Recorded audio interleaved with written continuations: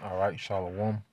First and foremost, I would like to give all praise and glory to Yahweh, Bahashem Yahushua, Bahashim Kakwatash, double honors unto the apostles and the elders of GMS who rule well, teach well, being great examples towards younger brothers, and peace and blessings and salutations to the hopeful elect out there pushing his word in truth and in sincerity across the four winds in the name of Yahweh Bahashem Yahushua. Pushing to get up out of here. Shalom to the hopeful elect, the believers, the listeners whom have came back to the obedience of the scriptures through faith in Yahweh Bashim Shai. And what I want to get into real quick, just going into this article from Reuters, and what we're seeing, is Esau is revving up, the propaganda. There's a new Boogie Man on the scene, known as Omicron. Omicron, all right? And we know one thing, that everything that this man is doing, was linked to some type of, satanic ritual, and this man is throwing out all these different narratives, for what? His New World Order agenda. You see? And within that agenda, all right, he needs the masses to comply, all right, with what he's trying to bring. And those that don't, all right, he's sectioning them off, all right, to eradicate, man. So one thing we know is a lot of things that we see happening, in these other countries, especially over there in the EU, those EU nations, like things start in the east and work its way, back west, you know. So what we're seeing now, dealing with in Israel, it says Israel to ban entry of foreigners from all countries over Omicron. It says Jerusalem, November 27th. It says Israel on Saturday said it would ban the entry of all foreigners into the country, making it the first country to shut its borders completely in response to a new and potentially more, all right, contagious, all right, sickness, and said it would use counterterrorism phone tracking technology in order to contain the spread of the Omicron. All right. So he's saying that he's going to use counter-terrorism phone tracking technology, man. You see, it's not about these different um sicknesses, that he's pushing to the masses. It's not about that. It's about his solution that he bringing to deal with it. All right, that's all right. His agenda. He already has the solution of what he wants to do. So he just needs a narrative, that will justify him bringing in these different solutions. He's setting up the new world infrastructure, man, through propaganda, you know.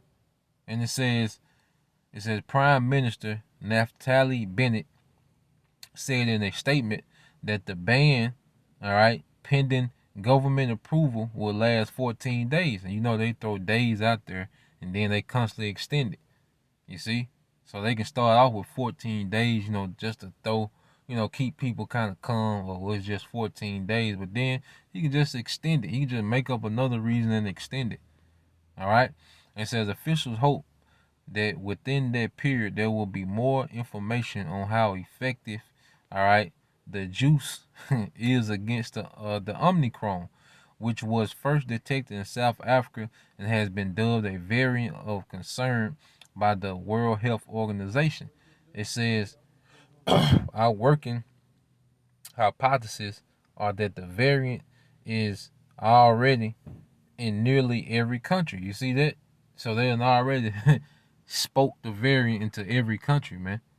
Letting you know that what? That the same protocol that we seeing in Israel can start happening in other places, man. Due to this new boogeyman. All right? And it says Interior Minister Elite Shakid told N12's Meet the Press, and that the juice is effective, although we don't know yet to what degree. You see? So they creating all these gray areas and just loopholes where they can push more propaganda and justify tracking people and this counterterrorism. Like, what does that have to do with a sickness and trying to find a cure? Terrorism. You see? But they're linking all these things together all right, for a particular purpose. Now, when you go to Second Ezra 15 and 17, it says, "A man shall desire to go into a city and shall not be able." And we seen, with this first lockdown, how they were just grounding flights. Wasn't no international travel. You know, certain places where you went, you had to quarantine. If you went there, if you crossed state lines, you will have to quarantine. So we can see it happen again, but on a much more stricter level, man. All right, and that's why he needs, to pretty much digitize everybody so he can keep up with all this moving around.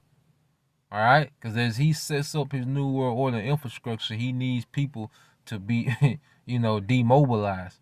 All right, all this moving around and going here and there. This is only for a short time while he's setting up his infrastructure, man. Then he gonna cut it out, you know, and we're seeing, the signs of that happening. All right.